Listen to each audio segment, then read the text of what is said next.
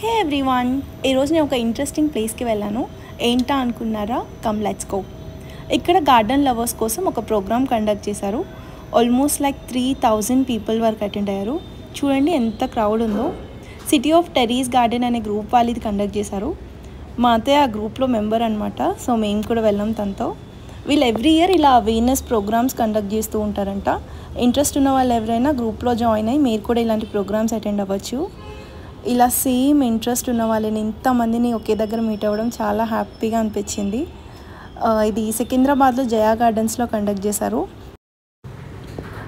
ఇక్కడ మాకు మొక్కలు డిస్ట్రిబ్యూట్ చేశారు. పాటింగ్ మిక్స్, సీడ్స్ ఇలా చాలా అరేంజ్ చేశారు. కానీ చాలామంది ఉండేసరికి అందరికీ సరిపోలేదు. ఇంకా ఫ్లవర్ పాట్స్ కూడా అమ్ముతున్నారు కొంచెం తక్కువ ప్రైస్కి. మేము మొత్తం 32 పాట్స్ కొన్నాం. మొత్తం 1500 అయింది. చూడండి అందరు ఎంత కష్టపడి తీసుకెళ్తున్నారో.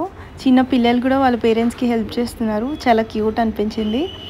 మాకైతే మొత్తం 2 మొక్కలు ఇచ్చారు. ఒకటి చామంతి, ఇంకొకటి లిజియాంథస్.